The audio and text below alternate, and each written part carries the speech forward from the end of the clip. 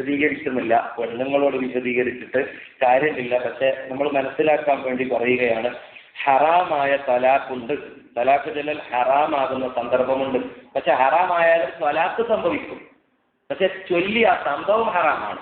അങ്ങനെയുള്ള മസല ഒന്ന്, അവൾക്ക് ഹൈലുള്ള സമയത്ത് തലാഖ് ചെല്ലൽ ആണിന് ഹറാമാണ്. പക്ഷെ തലാഖ് ബാക്കിയാകും. തലാഖ് സംഭവിക്കും. പക്ഷെ ആ സമയത്ത് തലാഖ് ചെല്ലൽ ഹറാമാണ്. കാരണം അവൾ ഒരുപാട് സമയം ഇദ്ദ ഇരിക്കേണ്ടി വരും. അത് ഇൻഷാ അല്ലാഹ് അടുത്ത മാസം നമുക്ക് ഇദ്ദയുടെ ഭാഗം, കണ്ണുനീരിന്റെ, അതുപോലെ സഹിക്കേണ്ട വിഷയങ്ങൾ, രോഗങ്ങൾ ഉണ്ടാകുമ്പോൾ നമുക്ക് ബേജാറാവാനില്ല, കൂലിയുള്ള സംഗതിയാണ് എന്നൊക്കെയുള്ളത് പറയാനാണ് അടുത്ത ആഴ്ചന്റെ വിഷയം അങ്ങനെ വെച്ചത്. അടുത്ത മെയ് 5 കാണുന്നുണ്ടോ എഴുതിയത്? മെയ് 5 വിഷയം. വിൽക്കാനുണ്ടോ കണ്ണുനീരെന്ന് പറയുമ്പോൾ എന്തോ കച്ചവടം എന്ന് വിചാരിച്ചു പോകരുത്. അത് നമ്മുടെ വിഷമങ്ങളുടെ കുറിച്ച് സമാധാനം നൽകുന്ന കുറേ ഹദീസുകളുണ്ട്. അതൊക്കെ നമ്മൾ അറിയാതെ പോകരുത്. അത് നമ്മൾ ചർച്ച ചെയ്യാൻ വേണ്ടിയാണ്. ആ നിലക്ക് ഒരു പെണ്ണിനെ ഹൈദിന്റെ സമയത്ത് തലാഖ് ചൊല്ലിയാൽ അവൾ ആ ഹൈദ് കഴിഞ്ഞ് അവൾ ശുദ്ധിയായി, വീണ്ടും ഹൈദായി, വീണ്ടും ശുദ്ധിയായി, വീണ്ടും ഹൈദായിട്ട് ആ ഹൈദ് കടക്കുന്നത് വരെ അവൾ ഇരിക്കേണ്ടി വരും. എത്ര ഒരു ഹൈദും ഒരു ശുദ്ധി അവൾ ഇരിക്കേണ്ടി വരും. അപ്പൊ ലേറ്റാക്കലാണ്. ഒരു ആൾക്ക് കെട്ടിക്കൊടുക്കുന്നുണ്ടെങ്കിൽ ഇവര് ബുദ്ധിമുട്ടാക്കുന്ന അവസ്ഥ ആയതുകൊണ്ട് ഹറാമാണ്. അതുപോലെ തന്നെ അവൻ ജിമാവ് ചെയ്തതായ ആ സുഹൃല് ശുദ്ധിയിൽ തലാഖ് ചെല്ലാൻ പാടില്ല. എന്ന് പറഞ്ഞാല് ഒരു പെണ്ണിന് ഹൈദുണ്ടായിട്ട് കുളിക്കുമല്ലോ, ആ കുളിച്ചതിന് ശേഷം ശുദ്ധിയിൽ തലാഖ് ചെല്ലുന്നെങ്കിൽ ചെല്ലിക്കും, ഹലാലാണ്. അവസരം വന്നപ്പോൾ ചെല്ലേണ്ടത് അപ്പോഴാണ്. അതിൽ വീണ്ടും അവളുമായി ബന്ധപ്പെട്ടതിന്റെ ശേഷം തലാഖ് ചെല്ലൽ ഹറാമാണ്. തലാഖ് സംഭവിക്കുമെങ്കിലും ചൊല്ലൽ ഹറാമാണ്. പിന്നെ 3 തലാഖ് ചൊല്ലാനും പാടില്ല. അത് ഹറാമല്ലെങ്കിലും അള്ളാഹ്ക്ക് ദേഷ്യമുള്ള സംഗതിയാണ്. സുന്നത്തുമല്ല. ചിലർക്ക് സുന്നത്താകാറുണ്ട്. വല്ലാതെ ബുദ്ധിമുട്ടായാൽ, ഭാര്യ വ്യഭിചാരിയാണെന്ന് ഉറപ്പായാൽ അവിടെയൊക്കെ ത്വലാഖ് ചൊല്ലൽ സുന്നത്താണ്. നബി തങ്ങൾ ഒരാളോട് പറഞ്ഞു, അവൾ വ്യഭിചാരിയാണെന്ന് പറഞ്ഞപ്പോൾ ത്വലാഖ് ചൊല്ലിക്കോ എന്ന് പറഞ്ഞു. അതുകൊണ്ട് ആ സുന്നത്ത് എന്ന് പറയും. അയാൾ പറഞ്ഞു, എനിക്ക് അവളെ ഇഷ്ടമാണ്, എന്നാ വെച്ചോ, ഹലാലുമാണ്. പക്ഷെ ചൊല്ലൽ സുന്നത്താണ്, അവളെ കൊണ്ടു നടക്കൽ ഹലാലാണ്. അങ്ങനത്തെ മസലയുണ്ട്. ഇവിടെ സുന്നത്തില്ല. 3 തലാഖ് ചൊല്ലൽ സുന്നത്തേ ഇല്ല. എവിടെയും തലാഖ് ചൊല്ലൽ സുന്നത്തായ സ്ഥലത്തും ചൊല്ലേണ്ടത് 1ഓ 2ഓ മാത്രമാണ്.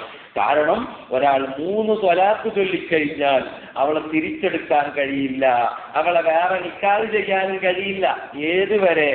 അവളെ വേറൊരാള് കല്യാണം കഴിക്കുകയും അവളെ ആ രണ്ടാമത് കെട്ടിയവൻ ജിമാഅ് ചെയ്തു എന്ന് ഉറപ്പാവുകയും, ജിമാഅ് ചെയ്യണം, അവളെ ജിമാഅ് ചെയ്തിട്ട് പിന്നെ അവളെ ഒഴിവാക്കുകയാണെങ്കിൽ ഒഴിവാക്കിയിട്ട് ആ ഇദ്ദയും കഴിഞ്ഞതിന്റെ ശേഷമേ ആദ്യത്തവന് വേണമെങ്കിൽ കെട്ടാൻ അധികാരമുള്ളൂ.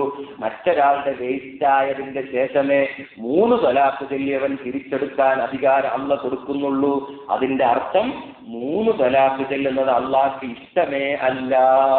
ഇനി 2 തലാഖാണ് ചൊല്ലിയത് എങ്കിൽ അവളുടെ ഇദ്ദ കഴിയുന്നതിന് മുമ്പ്, 3 ശുദ്ധി കഴിയുന്നതിന് മുമ്പ്, അഥവാ അവളെ ശുദ്ധിയുള്ള സമയത്താണ് ചൊല്ലിയതെങ്കിൽ അവൾക്കൊരു ഹൈലായി മറ്റൊരു ശുദ്ധി വന്നു, മറ്റൊരു ഹൈലായി മറ്റൊരു ശുദ്ധി വന്നു, പിന്നൊരു ഹൈലായി തീരലോടുകൂടെ, 4ാമത്തെ ഹൈലാകലോടുകൂടെ അവന് നിന്നെ ഞാൻ തിരിച്ചെടുത്തു, റാജഅതു സൗജത്തി, എന്റെ പെണ്ണിനെ ഞാൻ തിരിച്ചെടുത്തു എന്ന് പറയലോടുകൂടെ. അതിന് ആള് വേണ്ട, ഒന്നും വേണ്ട, ഓളും റൂമിലിരുന്നുകൊണ്ട് പറഞ്ഞാൽ മതി. കേസായിട്ടുണ്ടെങ്കിൽ കാളിയോട് പറയാൻ വേണ്ടി ഒരു സാക്ഷിയെ നിർത്തുന്നത് നല്ലത്. കേസ് ആകാത്തടത്ത് അത് മാത്രമേ അറിഞ്ഞിട്ടുള്ളൂ ഈ തലാഖില്. സ്വന്തം ഉമ്മ അറിഞ്ഞിട്ടില്ല, മക്കളും അറിഞ്ഞിട്ടില്ല.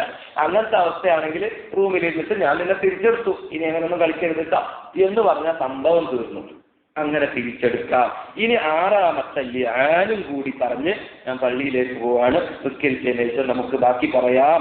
അള്ളാഹുവിന്റെ റസൂൽ സല്ലല്ലാഹു അലൈഹി വസല്ലം തങ്ങളുടെ കാലത്ത് ഒരു ആള് വന്നിട്ട് പറഞ്ഞു, നബിയെ, ബഹുമാനപ്പെട്ട ഹിലാൽ ഇബ്നു ഉമയ്യത്താണ്, എന്റെ ഭാര്യയും ശരീക്ക് ഇബ്നു സമാഹും തമ്മിൽ വ്യഭിചരിക്കുന്നത് ഞാൻ കണ്ടു നബിയെ, എന്റെ കണ്ണുകൊണ്ട് കണ്ടു, അവര് തമ്മിൽ കിടന്നെന്നറിയുന്നത് ഞാൻ കണ്ടു. നബി തങ്ങൾ പറഞ്ഞു, സാക്ഷി കൊണ്ടല്ല.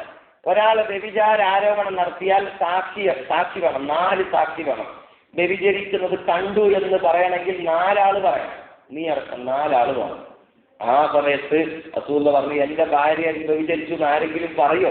ഞാൻ കണ്ടത് കൊണ്ടല്ലേ നബിയെ പറഞ്ഞു. അത് പറ്റൂല. ഒന്നിരിക്കൽ ഹദ് അല്ലെങ്കിൽ സാക്ഷി. അതെന്താ? 80 അടി. അയാൾ കരഞ്ഞു, അല്ലാ നബിന്റെ മുമ്പിൽ ഞാൻ കള്ളം പറയില്ല അല്ലാ, ഇതിനൊരു വിധി നീ കാട്ടണേ അല്ലാ. ഉടനെ അല്ലാഹ് ആയത്തിറക്കി, ഒരു പെണ്ണ് വ്യഭിചരിക്കുന്നത് കണ്ടിട്ട് തെളിവില്ലാത്തിടത്ത് അവളെ കൂടെ കിടക്കാൻ ഇവന് പിന്നെ കയ്യിലാലോ. ആ അവസ്ഥ വന്നാൽ അവൾ ഇവനെ അടി കൊള്ളിക്കാൻ വേണ്ടി കേസ് കൊടുക്കുക, എന്റെ പേരിൽ വ്യഭിചാരാരോപണം നടത്തിയെന്ന്. ആ സമയത്ത് ഭർത്താവ് ആണ് പറഞ്ഞതെങ്കിൽ, മറ്റുള്ളവർ പറഞ്ഞാലല്ല, ഭർത്താവാണ് ഭാര്യയെ വ്യഭിചരിച്ചു എന്ന് പറഞ്ഞതെങ്കിൽ 80 അടിയിൽ നിന്ന് രക്ഷപ്പെടണമെങ്കിൽ അവൻ 4 സത്യം ചെയ്യണം. വല്ലാഹി വല്ലാഹി, അല്ലാഹുവിനെ തന്നെ സത്യം, ഇവള് വ്യഭിചരിക്കുന്നത് ഞാൻ കണ്ടിട്ടുണ്ട് എന്ന് പറയും 4 വട്ടം.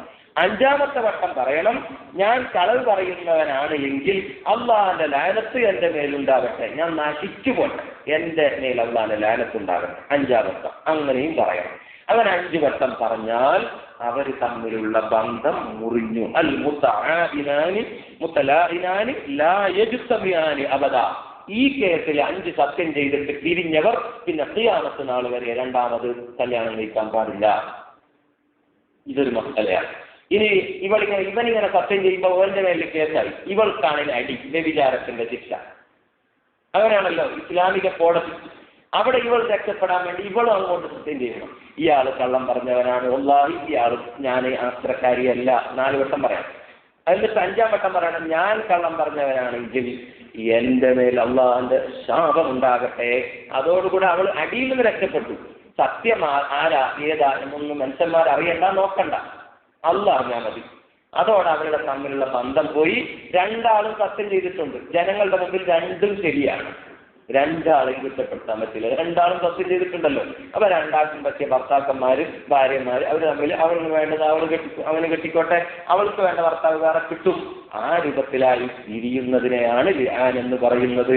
അഥവാ വ്യഭിചാരം ചെയ്യുന്നത് ഭാര്യയുടേത് ഭർത്താവ് കണ്ടാൽ ഉടനെ കേസ് ആയാൽ തെളിവ് ചോദിക്കുന്ന സമയത്ത് എനിക്ക് തെളിവില്ല, ഞാൻ 5 സത്യം ചെയ്തോളാം എന്ന് പറഞ്ഞ് അവളെ ഒഴിവാക്കി. സത്യം ചെയ്തപ്പോൾ അവൾ കുടുങ്ങി. അപ്പൊ ഞാൻ തെറ്റ് ചെയ്തിട്ടില്ല എന്ന് 5 സത്യം ചെയ്ത് അവളും രക്ഷപ്പെടുന്നു. അതോടെ ബന്ധം വേർപെടുന്നു, ഖിയാമത്ത് നാൾ വരെ വേർപെടുന്നു. ആ ഒരു വേർപെടുന്നതിനെയാണ് ലിആൻ എന്ന് പറയുന്നത്. ഇതുമായി ബന്ധപ്പെട്ട ഒരു സംഭവം ആയിഷാ റളിയല്ലാഹു അൻഹയുടേത് ഉണ്ട്. അതും കൂടി പറഞ്ഞ് നമുക്ക് ദുആ ചെയ്തിട്ട് പിരിയാം. അടുത്ത ആഴ്ച ചൊല്ലേണ്ട ദിക്ർ ലാ ഇലാഹ ഇല്ലല്ലാഹു വഹ്ദഹു ലാ ശരീക ലഹു ലഹുൽ മുൽക്കു വലഹുൽ ഹംദു യുഹ്യി വയുമീതു വലാ കുല്ലു ഷൈഇൻ ഖദീർ. അതിന്റെ കൂലി സവാബിനെ കുറിച്ച് വന്നിട്ട് പറയാം. ഈ ആഴ്ച